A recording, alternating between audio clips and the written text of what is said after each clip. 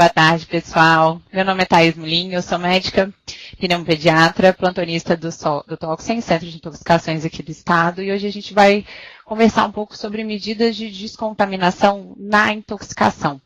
Eu vou tentar enfatizar principalmente o que o pessoal que está aí na área de atenção primária, saúde, consegue adiantar e melhorar no atendimento dos casos de intoxicação. Vou começar falando um pouco sobre o que seria a nossa avaliação inicial. Então, sendo porta de entrada de um paciente possivelmente intoxicado, o que a gente pode já ter como atualização nesse atendimento inicial e primário? O suporte básico, dentro do que a gente tem em tratamento médico, seja ele em unidade básica ou em unidade já hospitalar, ele tem alguns detalhes que estão mais relacionados aqui à intoxicação. Então, a gente primeiro investiga a ocorrência de intoxicação. É aquela história que às vezes chega muito bem clara e contada. Por vezes um paciente que tentou suicídio já chega nos contando, nos relatando o que ingeriu, há quanto tempo ingeriu, como ingeriu. E em outras vezes essas informações elas são um pouco precárias e ele tem parte da história contada ou não por um acompanhante, nomes de medicações desconhecidos, quantidades, doses ingeridas. Isso tudo faz parte dessa investigação. E isso tudo também dita muito sobre a nossa conduta inicial. O exame físico, né, que vai nos guiar em relação ao que é agora essencial para esse paciente, se é o suporte de via aérea, se é a questão circulatória, ou se a gente tem alterações de pele visíveis, indícios de queimadura de lesões por cáustico, enfim. Os exames laboratoriais, que apareceriam aí num segundo momento, e aí a partir daí a gente tem um tratamento direcionado de acordo com a história e com o exame complementar e físico que a gente tiver disponível. Dentro do nosso objetivo maior de tratamento, a gente visa estabilizar as funções vitais do paciente, evitar que aquele agente ingerido ou que tenha tido contato com o paciente por outra via, cutânea, inalatória, enfim, seja absorvido, ou a gente evita ou a gente tenta reduzir essa absorção.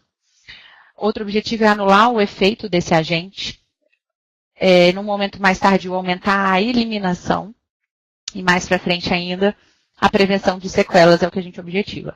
A eficácia disso tudo, ela está diretamente relacionada ao tempo que a gente tem de ocorrência dessa exposição ou dessa intoxicação, no caso da presença dos sintomas propriamente ditos.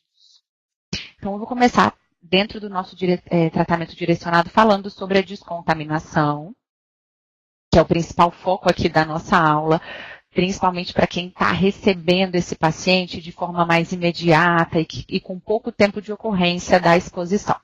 Então, quando a gente fala em descontaminação cutânea, algumas medidas simples e que feitas de forma adequada conseguem evitar principalmente ou o aumento da exposição e da lesão ou da injúria que vai ser causada, ou o aumento de sequelas lá na frente. Então, na exposição cutânea, as primeiras orientações são de retirada das roupas do paciente, tenha ele sido contaminado de forma ocupacional, numa lavoura, por um agrotóxico, ou em casa de forma acidental, com algum produto de limpeza ou com algum agente domiciliar.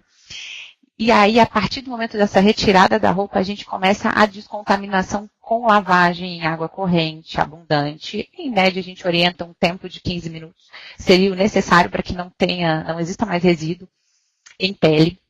Aí a gente enfatiza que na hora dessa descontaminação, cabelo, unha, prega cutânea, fâneros, enfim, são importantes. No caso de agentes que possam causar queimadura, e aí a gente lembra bastante os ácidos e os cáusticos em geral, a gente evita não só o uso de sabão, mas de neutralizantes. E o profissional, caso ele já esteja recebendo o paciente na sua unidade, deve também lembrar de estar protegido com luvas, porque vai manipulá-lo, né, para examinar, com máscara, por conta de possíveis exposições inalatórias, com óculos, avental. É importante, isso faz parte também do manejo. Em relação à descontaminação ocular, que também faz toda a diferença quando feita de forma precoce, seja numa unidade básica, ou seja, às vezes até em casa, pelo próprio paciente que possa receber esse tipo de orientação, é a lavagem, que é o principal objetivo para a gente aqui. Lavar os olhos com pálpebras abertas e no sentido médio-lateral significa que a gente pede para que o paciente direcione a sua cabeça para a lateral. Aqui essa figura mostra que o lado acometido, então nesse exemplo, a paciente teria tido uma exposição no olho direito. Ela direciona a sua cabeça para a lateral direita, ou a gente pode pedir um decúbito lateral direito, faz eversão palpebral, pálpebra inferior e superior. Se ela tiver um auxílio para que água corrente caia aqui para descontaminação, excelente. Se ela não tiver aqui, nesse exemplo, a gente tem como essa descontaminação pode ser feita de forma individual na torneira. E aí a gente pede para que isso aconteça por um tempo longo, de 10 a 30 minutos, com o objetivo de realmente não deixar resíduo. Outra orientação é que a gente evite usar o colírio anestésico ou neutralizante. E na maioria das vezes a gente precisa de um exame físico específico. Então a gente precisa que o especialista, né, faça uma avaliação, um exame de lâmpada de fenda, enfim, por esse motivo o encaminhamento para o oftalmologista, na maioria das vezes, é o que encerra o nosso atendimento inicial. Em relação à descontaminação respiratória, a principal medida é a remoção do paciente para um ambiente arejado, né, com ar livre, corrente. Aqui a gente tem como exemplo uma detetização em ambiente fechado. Manter sempre esse ambiente com portas, janelas abertas e o paciente exposto fora dali. Oxigenação já dentro de um serviço de saúde quando é necessária, retirada das roupas contaminadas por conta de possíveis odores, a lavagem corporal do mesmo jeito que a gente orientou, descontaminação cutânea, e a avaliação dos sinais de desconforto respiratório, de dispneia, ela é importante porque aqui a gente precisa de um suporte rápido. A via gastrointestinal é a via mais comum de atendimento de intoxicação. É o que a gente mais vê aí nas portas de entrada. Então, é a principal via de introdução de diversos agentes tóxicos. E quando a gente fala sobre a descontaminação gastrointestinal, o tempo decorrido é o principal determinante para a nossa escolha. Sobre que método que vamos usar, se vamos usar algum método. Por quanto tempo vamos manter. E aí, além disso, a gente realiza uma avaliação da toxicidade da substância. É um agente extremamente tóxico? É importante, é necessário que as medidas de descontaminação sejam iniciadas? Ou essas medidas podem provocar um risco maior? A chance de iatrogenia, dependendo da circunstância em que a exposição aconteceu, é maior do que o risco que esse paciente corre? Por isso que a gente avalia essa toxicidade.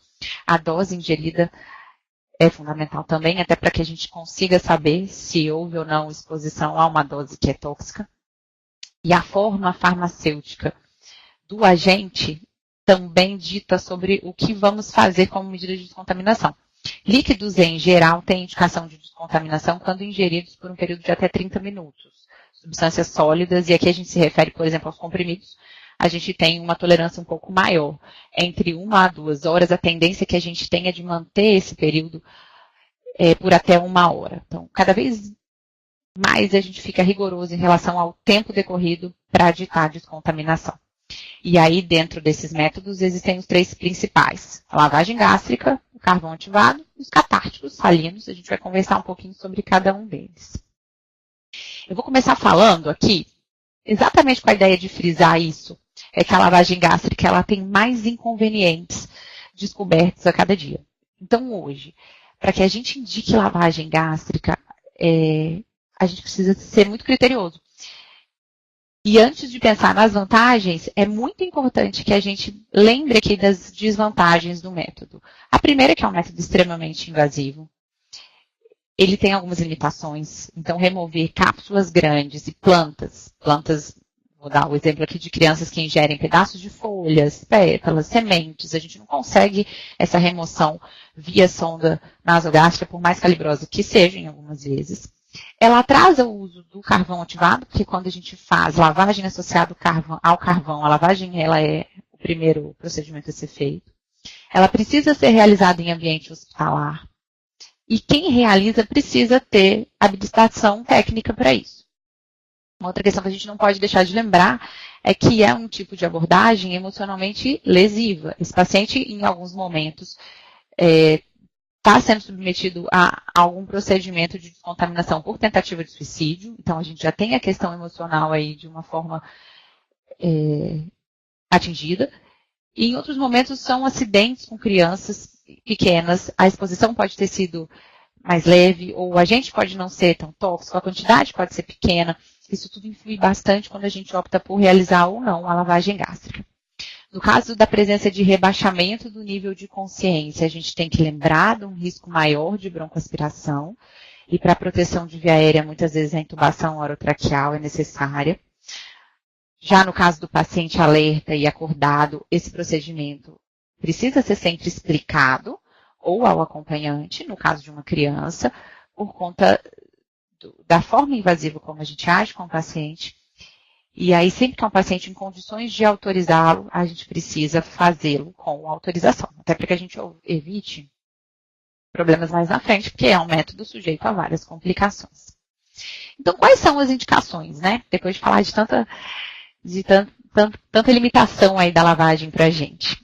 A primeira é a overdose de uma substância que seja muito tóxica. Então, tem que ter sido ingerido uma dose grande, tóxica, lesiva, de um produto que, por si só, já tem um poder de toxicidade aumentado, e são essas as substâncias, na maioria das vezes, potencialmente fatais. Uma outra questão é o tempo. A gente pode indicar até 1 hora após a ingesta, lembrando aqui que, nesse caso, a gente está falando dos agentes sólidos. Né? Quando a gente lembra dos agentes líquidos, essa lavagem ela aconteceria no máximo até 30 minutos depois da ingesta. Então, quer dizer, a gente tem que lembrar que esse fator tempo, ele também inclui a preparação, a escolha da sonda, a preparação do número adequado, dependendo da idade, do peso do paciente.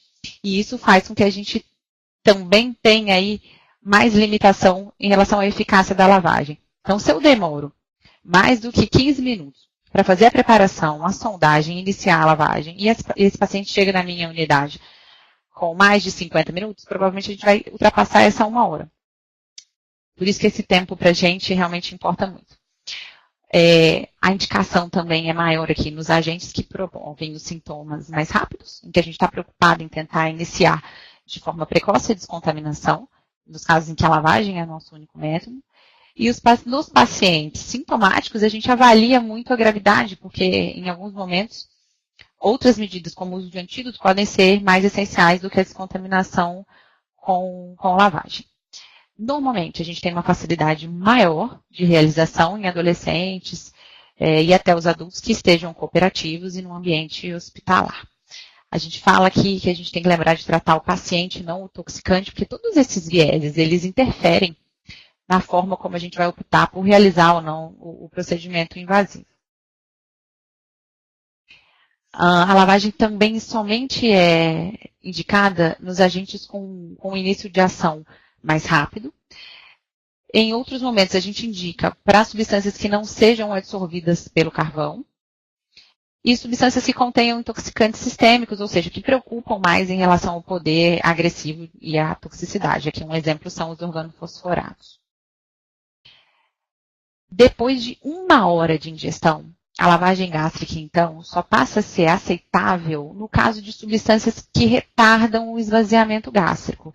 Então, a gente tem que ter motivos para acreditar que essa lavagem vai ser eficaz por pensar em presença de agente tóxico ainda em estômago, depois de 1 hora da história contada. Então, são aquelas medicações que têm um potencial de ação, muitas vezes anticolinérgica, e que reduz o esvaziamento gástrico.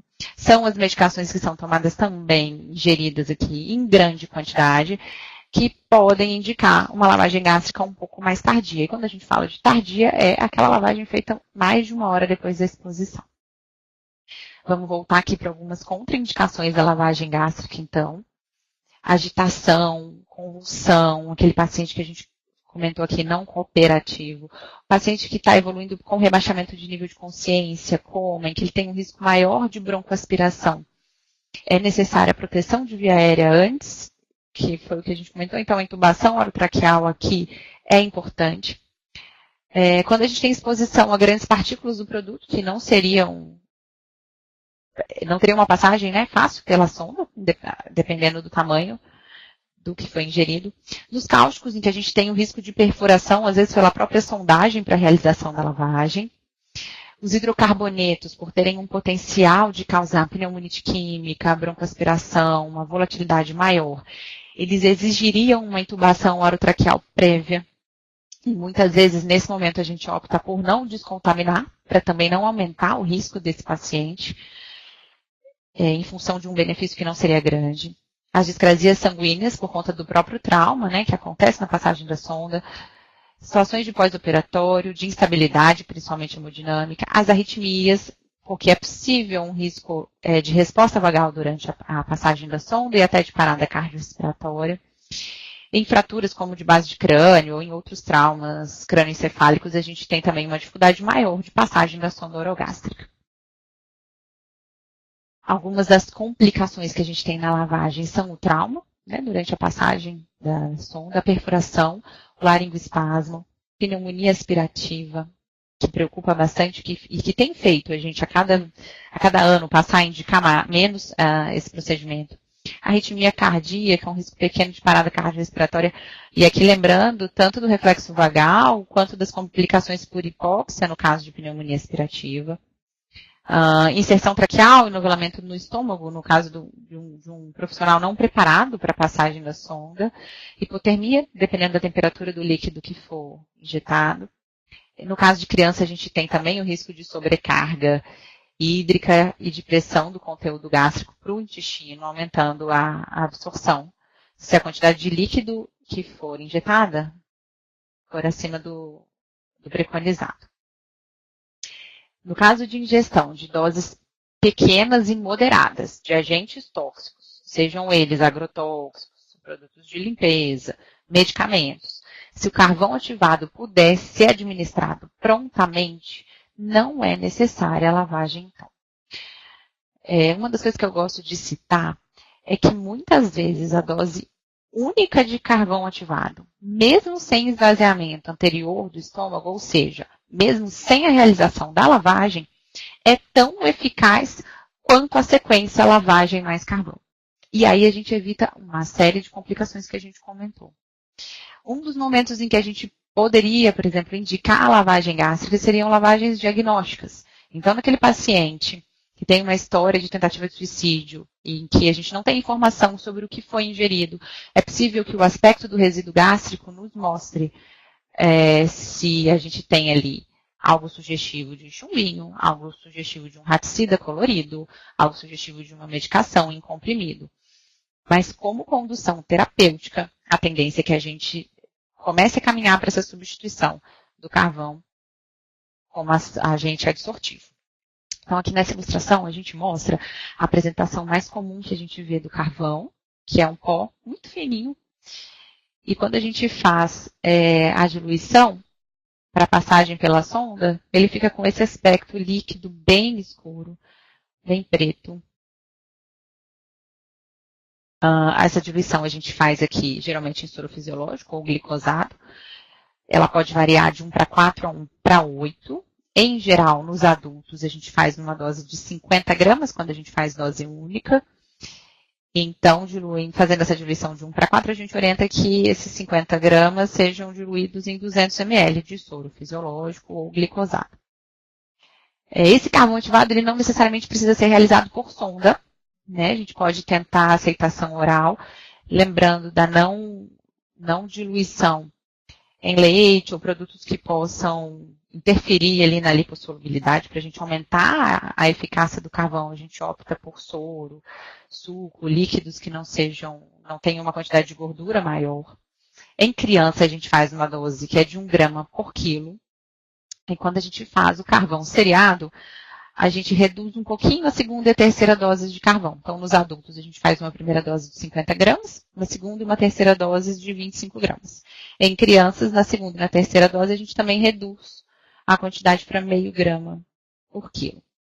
Então, o carvão aqui é o nosso agente mais importante para a descontaminação gastrointestinal. Ele absorve bem moléculas que têm pouca absorção gastrointestinal, então que ainda estão ali de forma residual no estômago. A eficácia dele está diretamente relacionada ao tempo de ingesta. E quando a gente realiza em doses repetidas, a gente tem também uma ação não só absortiva, mas de aumento da excreção. No caso da gente fazer o carvão de forma seriada, por causar uma constipação no paciente, isso é bem comum de acontecer, a gente faz uso de um catártico. No caso de dose única, isso não é necessário. Caso a gente precise administrar o carvão ativado e o paciente tenha algum comprometimento de nível de consciência, algum rebaixamento, a sondagem é necessária com proteção de via aérea, assim como a gente faria com a lavagem gástrica. Ele é muito útil em pacientes assintomáticos, até porque a administração é prática, com poucos riscos e pode ser feita por via oral. Aqui nessas ilustrações a gente vê um pouco sobre o preparo do carvão, a diluição, a colocação em frasco e o equipo aqui já preparado para uma administração em sonda. A gente deixa esse carvão ser administrado ali no equipo e a descida por gravidade é o suficiente para que a gente tenha uma ação em estômago e a absorção do que tiver ali em câmara gástrica. Algumas substâncias não são absorvidas pelo carvão ativado e essa é uma das principais limitações do uso. Produtos álcalis, produtos ácidos, cianeto, etanol, etileno-glicol, os sais e metais de modo geral, ferro, lítio, são produtos que a gente não consegue benefício na descontaminação usando carvão. Algumas contraindicações são os cáusticos, exatamente por não haver absorção, por haver risco de aumento do dano quando a gente tem um aumento, uma distensão de câmara gástrica e um aumento do risco de vômito e de reexposição de mucosa esofágica ao agente cáustico ingerido. Os hidrocarbonetos, além de não absorvidos, a gente aumenta aí o risco de pneumonite e de pneumonia aspirativa. No ilho paralítico a gente também não faz o uso, nos pós-operatórios. Algumas das complicações de uso de carvão são a distensão, a constipação, o fecaloma. Por esse motivo a gente faz uso do catártico salino quando a gente usa o carvão seriado, então as 3 doses. E aí a ação desse catártico é de aumentar a peristalse intestinal, de diminuir a absorção também do agente tóxico, aumentar a passagem pelo lúmen, e a gente tem algumas opções, sulfato de magnésio, manitol e o sulfato de sódio. Isso varia de acordo com o que é disponível em cada serviço. Em geral, a orientação do nosso centro é o uso do sulfato de magnésio, que pode ser a 10% ou a 50%. A quantidade varia de acordo com o peso, no caso de criança. Em adultos, em geral, o sulfato 50%, a gente faz uma dose de 40 ml, mas sempre enfatizando que essa via é oral. Algumas das indicações, então, aqui para a nossa aula principal é o uso de doses múltiplas de carvão ativado, para a gente diminuir a chance de constipação. A remoção de medicamentos de liberação lenta, ou doses que tenham um grau maior de toxicidade, em que a gente precise aumentar a descontaminação. E contraindicações são o ilho adinâmico, a diarreia, a obstrução intestinal, a insuficiência renal, os cáusticos, como a gente comentou, em que a gente não teria benefício do uso de carvão.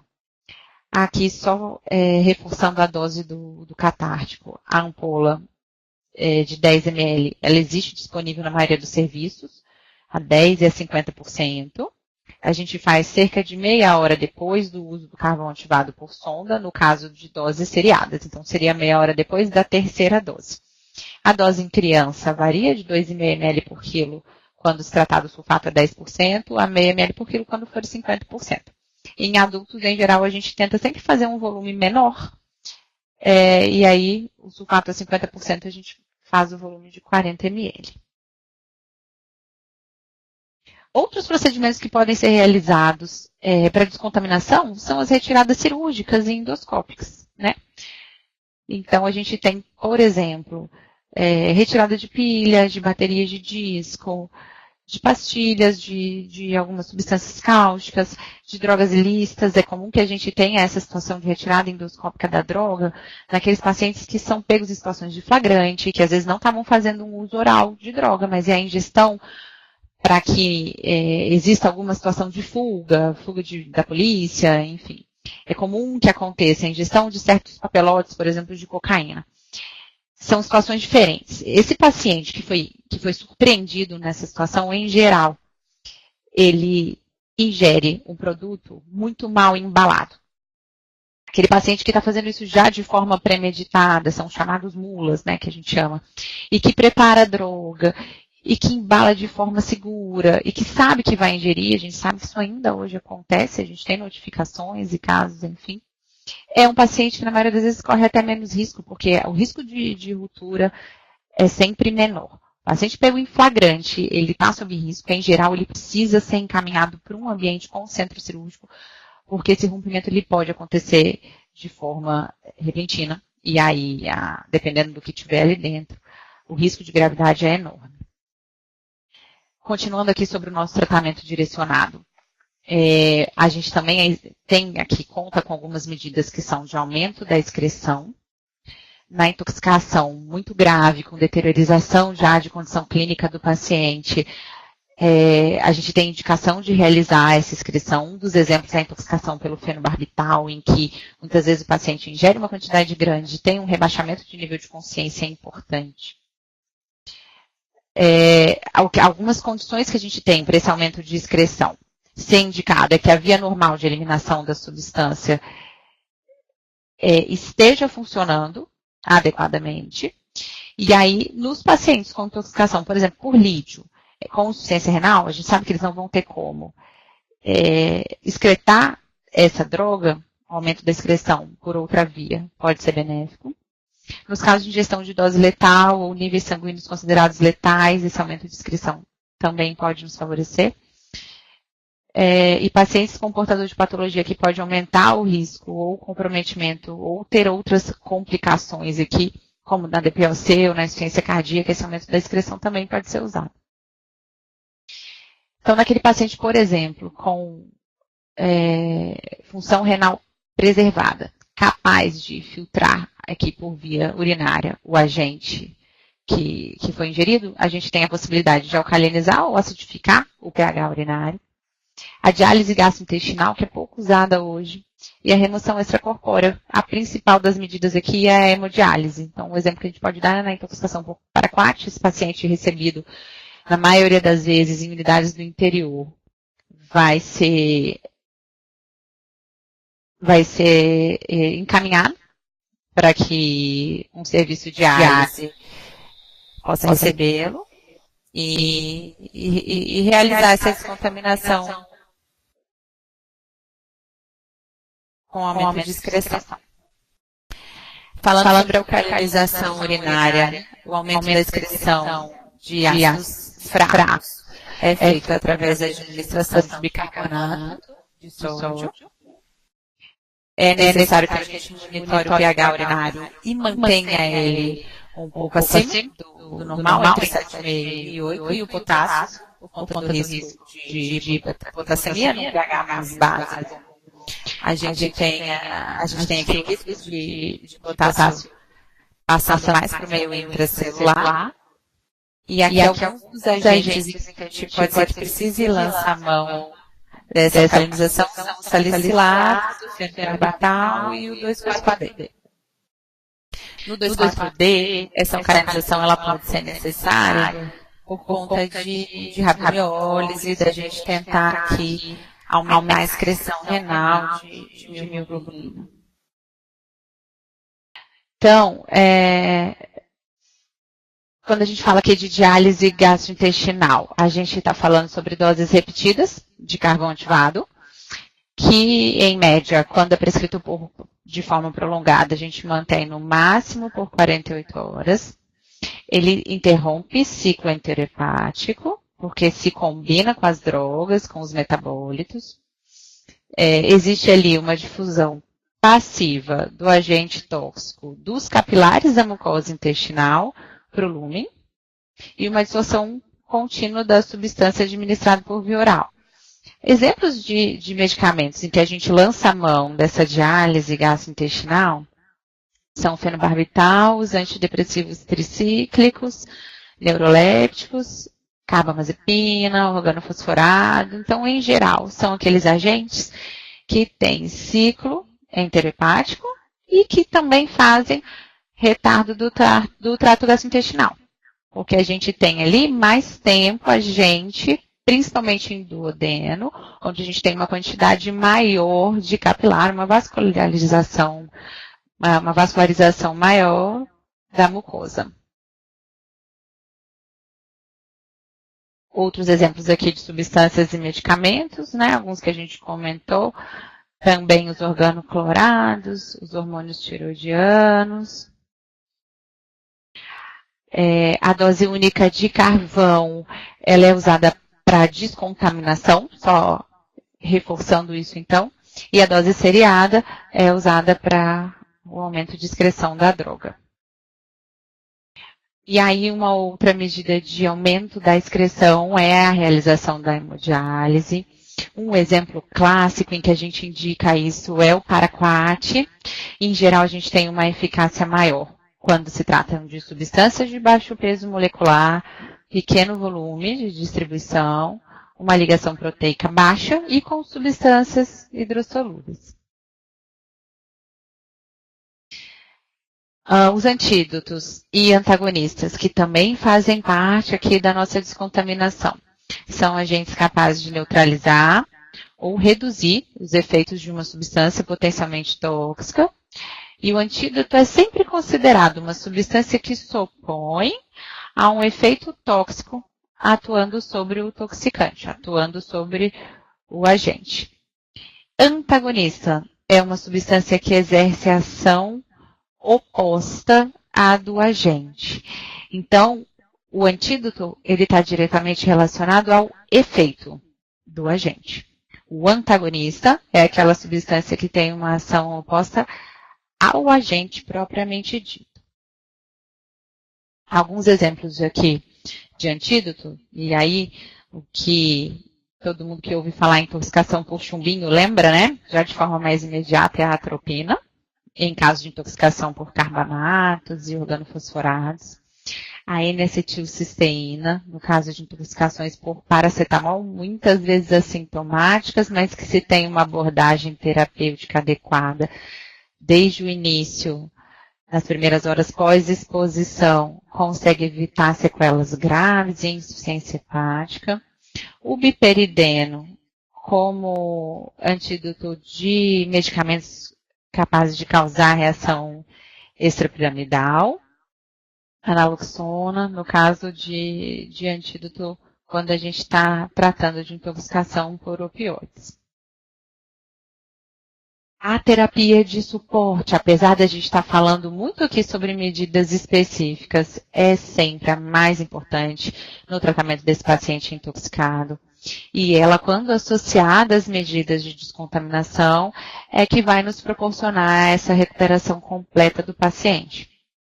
Então, quando a gente fala de terapia de suporte e também das medidas de descontaminação, a gente lembra que aquele primeiro atendimento realizado na unidade básica pode estar diretamente relacionado à eficácia da nossa condução toda, por conta do tempo curto, às vezes, que se tem entre a chegada do paciente e essa unidade básica, que muitas vezes é a mais próxima, é a do bairro, é aquela que ele tem um acesso mais fácil.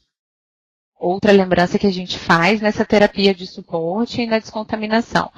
Medidas inadequadas, como o uso de substâncias neutralizantes, como o uso de sabão, quando a gente comentou aqui em descontaminação cutânea e ocular. A não realização dessas medidas, muitas vezes, evita complicações e acaba melhorando muito o prognóstico desse paciente. Sobre o suporte básico, a gente lembra aqui as principais medidas a serem tomadas, que é a preocupação com desobstrução de vias aéreas, a ventilação, a correção de estado de hidratação do paciente, controle de hipo e hipertermia, uso de analgésico, de sedativo, de medicações sintomáticas, de benzodiazepínico no caso de convulsões.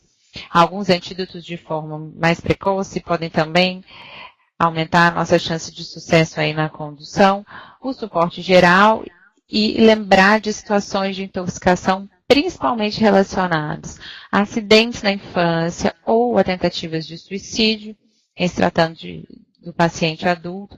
A gente lembra aí de toda a questão social que está em volta e do conforto ao paciente, que pode ou não ser sondado, que tem ali uma chance maior ou menor de melhor prognóstico de acordo com a velocidade com que procurou o serviço de saúde. Isso tudo muda também a resposta terapêutica que a gente busca atingir. Obrigada.